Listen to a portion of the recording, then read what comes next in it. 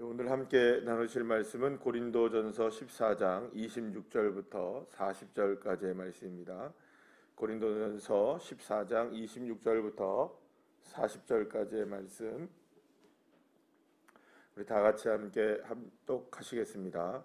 그런즉 형제들아 어찌할까 너희가 모일 때에 각각 찬송시도 있으며 가르치는 말씀도 있으며 계시도 있으며 방언도 있으며 통역함도 있나니 모든 것을 덕을 세우기 위하여 하라. 만일 누가 방언으로 말하거든 두 사람이나 많아야 세 사람이 차례를 따라하고 한 사람이 통역할 것이요 만일 통역하는 자가 없으면 교회에서는 잠잠하고 자기와 하나님께 말할 것이요 예언하는 자는 둘이나 셋이나 말하고 다른 이들은 분별할 것이요 만일 곁에 앉아 있는 다른 이에게 계시가 있으면 먼저 하던 자는 잠잠할지니라. 너희는 다 모든 사람으로 배우게 하고 모든 사람으로 권면을 받게 하기 위하여 하나씩 하나씩 예언할 수 있느니라. 예언하는 자들의 영은 예언하는 자들에게 제재를 받나니 하나님은 무질서의 하나님이 아니시오 오직 화평의 하나님이시라. 모든 성도가 교회에서 함과 같이 여자는 교회에서 잠잠하라. 그들에게는 말하는 것을 허락함이 없나니 율법에 이른 것 같이 오직 복종할 것이요 만일 무엇을 배우려거든 집에서 자기 남편에게 물을지니 여자가 교회에서 말하는 것은 부끄러운 것이라. 하나님의 말씀이 너희로부터 난 것이냐 또는 너희에게만 임한 것이냐. 만일 누구든지 자기를 선지자나 혹은 신령한 자로 생각하거든 내가 너희에게 편지하는 이 글이 주의 명령인 줄 알라. 만일 누구든지 알지 못하면 그는 알지 못한 자니라.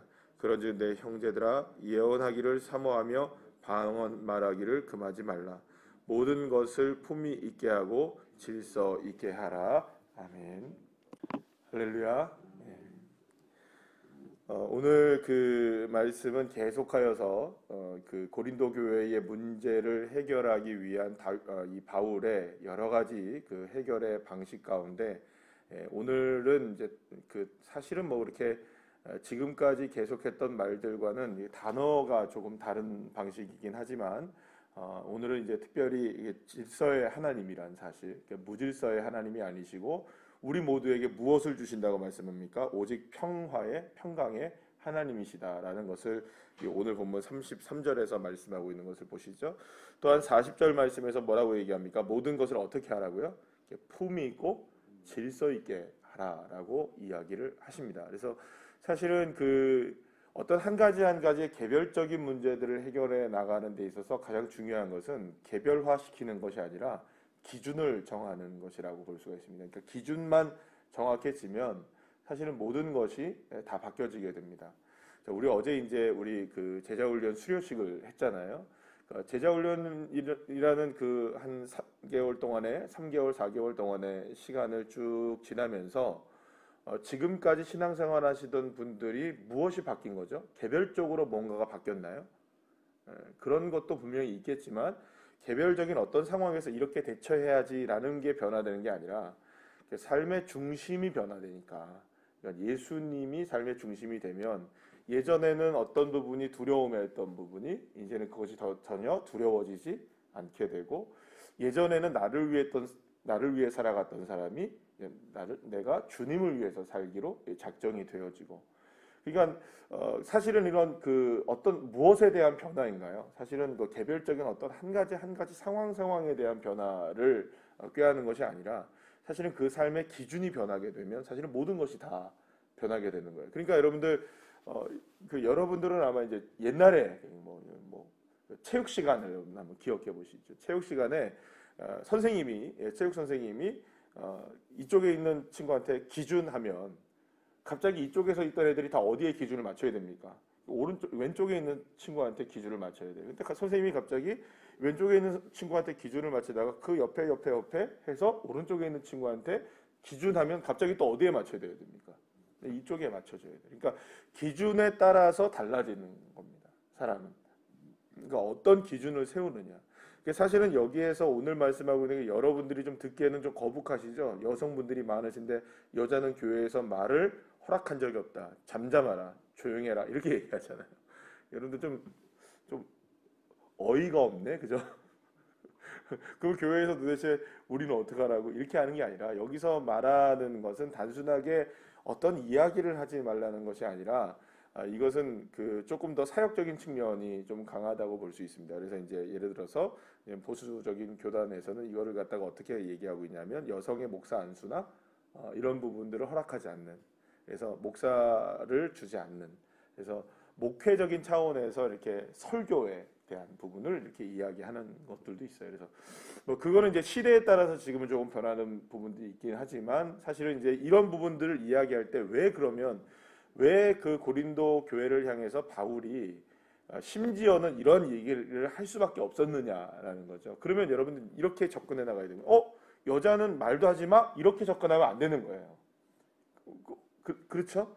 그러면 뭐 때문에 못하게 하느냐라는 거죠. 그러니까 사도 바울이 지금 이야기하는 것을 보면 콕 집어 여성들은 이렇게 하지 마라라고 얘기를 하는 거는 뭐가 없었다는 겁니까? 지금까지 이렇게 얘기를 들어보면 오늘의 본문만 딱 집어서 본다면 33절하고 40절 말씀만 보면 왜 앞뒤로 그런 얘기가 있잖아요. 그러니까 그 33절 다음에 34절이 나오는데 바로 여자는 교회에서 이렇게 나오잖아요. 그죠?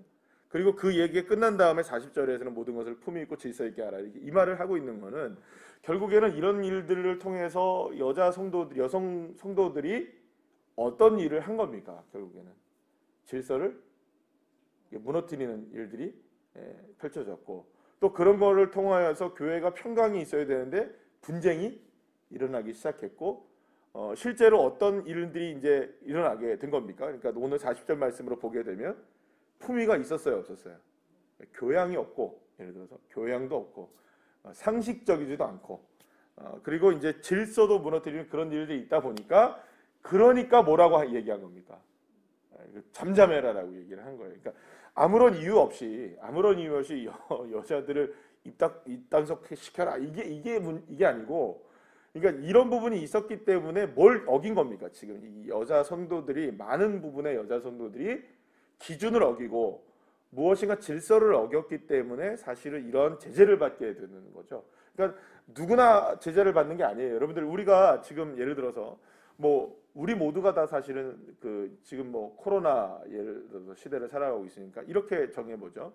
만약에 이제 우리가 어떤 접촉자를 내가 이렇게 접촉을 했다. 그러면 우리가 자가격리 며칠을 있어야 됩니까? 14일을 2주 동안 우리 자가격리를 해야 됩니다. 그렇죠? 이게 법이 정해둔 거죠. 근데 만약에 그걸 내가 어겼다. 아니 나는 어길 수 있잖아요. 왜냐면 내가 자유니까 내가 구속받기 싫어요 그러고 막 나가는 사람이 있어요, 없어요, 실제로? 그래서 문제를 많이 일으키잖아요. 그러니까 14일 동안 내가 이렇게 그 자가격리를 하고 내가 좀 조심을 해야 된다라고 생각하면 나를 위해서도 남을 위해서도 그 기준을 정한 대로 따라주는 게 맞잖아요. 그런데 그 기준을 안 따르고 내 맘 내대로 할 거예요. 내 몸 내가 주인이 내 맘대로 할 거예요 하면서 그 기준을 어겨버리는 순간 질서가 깨져버리잖아요. 평화가 깨져버리고 품위가 깨져버리고 상식이 깨져버리는 순간이 돼버리잖아요.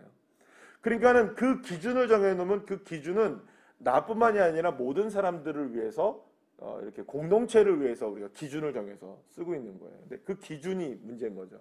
그러니까 결국에는 지금 고린도 교회를 향해서 사도 바울이 끊임없이 이야기하고 있는 것 중에 하나가 뭐냐면 뭐 사랑도 얘기했고 예수 그리스도의 성품을 닮아야 되고 그리스도를 닮아야 되고 인격적으로 닮아야 되고 또 은사에 대한 부분을 이야기할 때 다 서로의 부족한 부분을 채워줘야 되고 이런 모든 일들을 이야기한 그거를 오늘은 어떤 부분으로 얘기하느냐? 하나님은 질서의 하나님이시니까 제발 우리 모두가 다 공동체 안에서 서로를 위해 질서를 지키고 그 다음에 평강을 위해서 서로를 위해서 바라보자.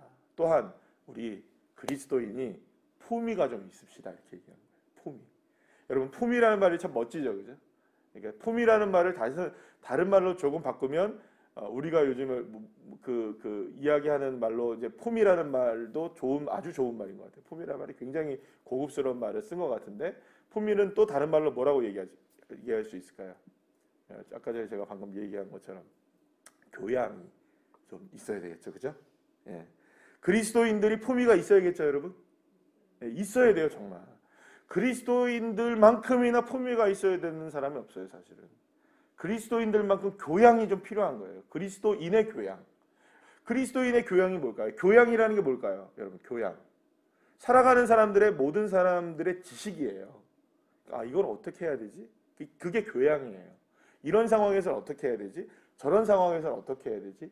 이게 이제 교양이란 말이에요. 그럼 여러분 또 다른 말로 바꾸면 상식이라는 말이 있죠, 여러분. 상식이라는 말을 제가 그 사전에서 찾아보니까 상식이라는 말이 이런 말이 되어 있어요.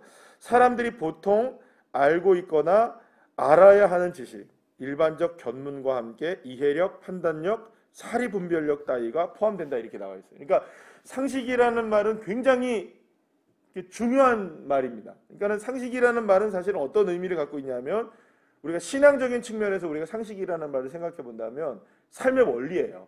그러니까 이 세상이 돌아가는 이치를 얘기하는 거예요. 상식이라는 거. 그러니까 여러분들 우리가 상식 퀴즈 하면 이 세상에 지금 돌아가는 많은 일들에 대해서 우리가 상식적으로 알고 있어야 된다는 걸 이야기하죠. 지식적으로. 그러니까 그러면 여러분 우리가 신앙적으로 얘기하자면 가장 기본적인 상식은 뭘까요? 가장 기본적인 상식. 하나님이 이 세상을 창조하셨다. 이 가장 기본이죠. 그 지식이 있어야 되는 거죠. 그리고 남자와 여자를 하나님이 만드셨다. 이 상식이 무너지니까 지금 뭘 하자는 겁니까? 지금 동성애가 그렇게 만연하고 있는 거예요. 사실 이런 부분들이 그러니까 상식이 무너지는 거죠. 가정을 이루어야 된다. 가정은 남자와 여자가 이루는 거예요. 그죠? 그런데 가정이 남자와 남자가 이루어지고 여자가 이루어지도록 하자는 거예요. 그러면 그 뭐가 없는 겁니까? 그러니까 상식이 없는 거예요. 상식이. 그러니까 세상을 이치를 돌아가게 하는 이치를 잊어버리는 게 상식을 잃어버리는 게 되는 거죠. 그러니까 상식이라는 말은 여러분 상식이라는 말은 굉장히 낮은 수준의 이야기를 하는 게 아니에요. 여러분 상식 퀴즈가 제일 어렵습니다. 여러분 쉬울 것 같죠? 여러분 상식 퀴즈가 어려울까요? 쉬울까요? 어려워요. 상식이라는 거는 그냥 유치원 다니는 아이들, 뭐 초등학교 아이들 그런 아이들의 이야기 그런 우리가 생각할 때 어른들이 생각할 때 수준 낮은 이야기가 아니라 지금 세상이 이끌어 이치를 모두가 다 상식으로 얘기했거든요. 그래서 제가 가끔가다 그런 얘기를 드리잖아요. 우리 신앙이 상식적이다. 상식적이 한다는 얘기를 말씀드립니까? 안 드립니까? 그런 얘기를 자주 드리거든요. 제가. 근데 여기서 말하는 상식을 오해하시면 안 돼요. 여기서 말하는 상식은 기준 이하를 얘기하는 게 아니라는 말이에요. 기준을 이야기하는 거예요. 기준이 제대로 세워지면 그 기준에 따라서 온전하게 살 수 있는 거예요. 상식이 무너지면 모든 게 무너져요. 그래서 여러분들 보세요. 신천지에 왜 빠지나요? 여러분들 왜 그런 이상한 데에 빠지나요? 상식이 무너지는 거예요. 상식적으로만 생각해봐도 알잖아요. 상식적으로. 사람이 신이 될 수 없다. 성경의 상식만 알아도 되는 거 아니에요. 나중에 적그리스도든지 거짓 선지자든지 거짓 그리스도가 나와서 우리를 할 수만 있다면 미혹할 것이다. 여러분들 이 상식만 제대로 알고 있어도 넘어갑니까? 안 넘어갑니까? 안 넘어가요. 근데 그 상식이 무너지는 거예요. 끊임없이 그 상식을 무너뜨리는 거예요. 그 기준을. 그래서 여러분 결국에는 그리스도인이라는 것은 어떤 의미를 갖고 있느냐면 그리스도인의 상식은 뭘까? 그리스도인의 품위는 뭘까? 그리스도인의 교양은 뭘까? 하는 거죠. 그러면 그리스도인의 교양, 하나님의 자녀로서의 상식, 하나님의 자녀로서의 품위, 질서 어디서부터 나올까요? 예수님으로부터 나와요.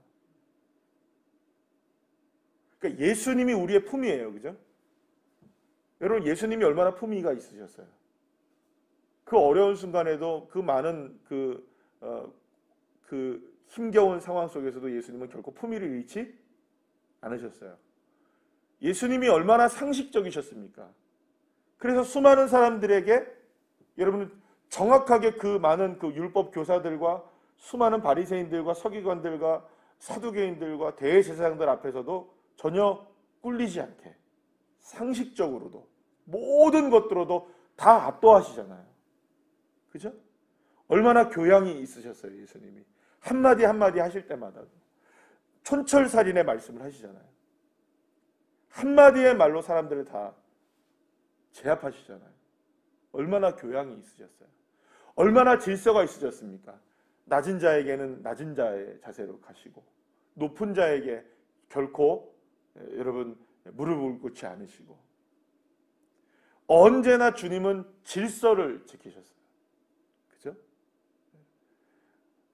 어린아이를 정말로 사랑해 주셨고 과부와 고아와 또 세리와 죄인들을 주님이 사랑해 주셨고 그러니까 예수님이야말로 품위와 질서와 상식과 교양의 상징이신 거예요.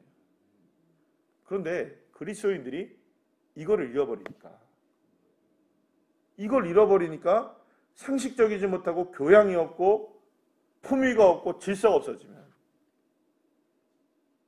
교회가 사람들이 볼 때는 진짜 이 교회가 세상에 그 어떤 대안이 되지 못하는 거죠. 누가 다 잃어버린 겁니까, 사실은? 우리들이 다 잃어버린 거예요. 그러니까 저는 가끔 그런 생각이 들어요. 그러니까 그 목사님들끼리 식당에 가면 좀 목사님들 티 안 냈으면 좋겠어요. 그런 생각이 많이 들어요. 그래도 알까요, 모를까요, 사람들이? 알죠. 목사님들만 온 거 알아요. 여러분, 뭐 사람들이 제가 밥 먹는 거, 식사하는 거 막 저만 이렇게 쳐다보진 않지만 사람들이 결국에는 식사를 하다가 힐끔힐끔 서로를 쳐다봅니까, 안 쳐다봅니까? 그러면요, 저와 여러분이 예를 들어서 예수 믿는 사람으로 딱 식당 가면 식사 전에 뭘 합니까? 잠깐이라도 기도하는 모습을 보면 아, 저 사람은 교회 다니는구나 딱 알아요. 근데 말하는 게 걸고 그 다음에 종업원한테 함부로 하고 그러니까는 어떨 때는 그 목사님들끼리 가서 막 종업원들한테 함부로 하는 모습들 보면 차라리 목사라는 말이나 하지 말지. 이런 생각 들어요. 그리스도인들이 식당 가가지고 막 뭐라고 할 때 그거 여러분들 얼마나 그게 차라리 그리스도인들은 티를 내지 말지. 차라리 거기서 뭐 그냥 죄송합니다만 그냥 연불이나 외우죠. 그건 차라리. 예? 그러면 그리스도인이라는 건 모를 거 아니에요. 근데 그리스도인은 티 다 내놓고 교양은 없고 품위도 없고 질서도 없고 상식도 없고 그러니까 우리가 보통 그걸 몰상식이라고 얘기하죠. 이런 일들을 우리가 얼마나 많이 봅니까? 교회 안에서도 보면 여러분들 서로가 나나나나 하는 그 싸움들이 여러분들 예전에 여러분들 신앙생활 하실 때 그런 일들을 많이 보셨습니까? 안 보셨습니까? 봐왔잖아요. 저는 그 새로운 우리 교회라는 말은 그런 것들에 있어서 새로움이라고 또 생각을 해요. 할렐루야. 우리 교회는 그런 새로움이 있기를 간절히 축복합니다. 그러니까 예전에 있었던 그 많은 그 품위를 잃어버리는 그리스도인들의 모습들 사실은 그것이 지금의 사회적으로 우리에게 지탄을 받게 되는 일들이고요. 그러니까 누가 무너뜨린 걸까요? 사실은 한국 사회에서 교회가 가지고 있는 이 그 위치를 잃어버리게 된 거는 사회가 우리를 그렇게 만든 게 아니고요. 우리가 스스로가 무너진 겁니다. 왜냐하면 우리가 무질서해지고 우리가 품위를 잃고 우리가 상식을 잃어버리고 우리가 교양을 잃어버린 거죠. 그러니까 여기서 이건 세상적인 이야기만을 하는 게 아닙니다, 여러분. 정말 예수님을 믿는다면 예수님의 상식이 필요하고요. 정말 예수님을 믿는다면 예수님의 교양이 필요하고 정말 예수님을 믿는다면 예수님의 품위와 예수님의 질서가 필요한데 아니 이건 어디서 나온지 요즘에 그 트로트 유행이잖아요. 죄송합니다만 그 트롯의 단어로 한번 이야기하면 네가 왜 거기서 나와? 그죠? 그런 사람이 왜 거기서 나와? 아니 왜 어떻게 예수 믿는 사람 중에서 그런 사람이 나오지? 이런 일들이 너무 많은 거예요. 너무 많아요. 사실은 그래서 고린도 교회가 골치가 아팠던 거예요. 그러니까 서로에 대해서 품위가 좀 있어야 된다. 아주 사도 바울은 고급스럽게 얘기하고 있어요. 지금 너무나 고급지게 언어를 쓰고 있는 거예요. 품위가 있어야 된다. 질서가 좀 있어야 된다. 이 이야기를 하고 싶었던 거예요. 그래서 여자들은 잠잠하라는 얘기를 하고 있는 거예요. 은사 좀 받고 좀 괜찮다고 하니까 막 서로들 못 잡아가고 안달인 상황들이 막 펼쳐지게 된 거죠. 그럼 결국엔 그런 상황들을 누가 만들어내는 겁니까? 스스로가 만들어내는 거예요. 스스로가. 한국교회 누구 얘기할 거 없어요, 여러분. 우리가 다 잘못한 거예요. 저는 이런 기회를 통해서 어제 그 저녁에 책 한 권을 이렇게 읽는데 그 책 속에서 이제 요즘에 이제 팬데믹 상황 속에서 어떻게 해야 되느냐, 월터 브루그만이라고 세계적인 구약학자가 계시는데 그 책을 이제 좀 읽어보는데 그 얘기를 하시더라고요. 이런 상황을 통해서 이 그 질병의 이런 그 팬데믹 상황이라는 걸 통해서 기독교인들은 지금 자기가 갖고 있었던 기독교의 신앙들을 다시금 정립하는 시간이 될 것이다. 여러분, 그러니까 결국에는 무림한 그리스도인들은 견뎌낼 수가 없는 거예요. 이런 시기에. 알곡과 쭉정이가 구별되어지는 거예요. 왜냐하면 견뎌야 되니까. 신앙도 견뎌야 될 때가 있어요, 여러분. 참아야 될 때가 있는 거예요. 다고다고 하지 못하고 주님의 영광 위에 써주세요 할 때가 있는 거예요, 여러분. 그런데 지금이 그때라는 거죠. 그리고 지금 나를 점검하는 시간입니다. 끊임없이 이 재난 속에서 주님이 나에게 원하시는 게 뭘까? 그래서 다시금 어디로 돌아가야 되는 겁니까? 성경으로 돌아가고 말씀으로 돌아가고 근본적으로 돌아가고 아데폰테스라 하죠. 근본으로 돌아가는 거예요. 신앙의 근본을 찾아가는 거예요. 그럼 결국에 신앙의 근본을 찾아가면 어디로 가는 겁니까? 오직 말씀, 오직 믿음, 오직 은혜, 오직 예수 그리스도, 오직 하나님께 영광. 여기로 가는 거예요. 그러니까 그 월터 브루그만이 얘기하는 게 무슨 얘기를 하고 있냐면 결국에는 시대적으로 볼 때마다 질병이 창궐하지 않을 때가 없었다. 교회가 어려움을 당하지 않을 때는 없었다. 그러나 그 어려움과 질병과 전쟁과 기근이 다가올 때마다 하나님은 교회를 더 단단하게 만들어 가셨다. 우리가 지금 깨닫는 게 뭡니까? 지금 이번에 8월부터 지금 시작해서 한 2달 정도의 시간 동안에, 한 달 좀 넘었죠, 이제는 정확하게는. 그 시간 동안에 우리가 경험했던 이 그 충격은 뭐였습니까? 결국에는 교회가 질서가 없었고 무질서했고 품위도 없었고 교양도 없었고 상식적이지도 못했다라는 걸 우리가 사실은 여러분 이전과 다른 게 없었죠, 그죠? 그런데 그게 드러난 거예요. 그러니까 우리가 지금 문제를 발견하게 된 거죠. 그러니까 문제를 발견했으면 고쳐야 될 거 아니에요, 그죠? 근데 이때 고쳐지는 사람이 있는 반면 고쳐지지 않는 사람도 있어요. 고쳐지지 않는 사람들은 이제 말하자면 이런 상황 속에 숨어버리는 사람들이 되는 거예요. 무늬만 그리스도인들. 사랑하는 여러분, 저와 여러분이 진짜 그리스도인들 되기를 소망합니다. 정말 그리스도인들은 품위가 있으셔야 돼요. 질서가 있으셔야 돼요. 우린 상식적인 그리스도인들이 돼야 돼요. 정말 예수님이 가지셨던 교양이 있는, 예수님의 교양이 있는 믿음의 사람들이 되어야 되는 거죠. 그런 믿음의 사람들이 한 사람 한 사람 되시기를, 그리고 또 우리 교회가 그런 교회가 되기를 간절히 축원합니다. 기도하시겠습니다.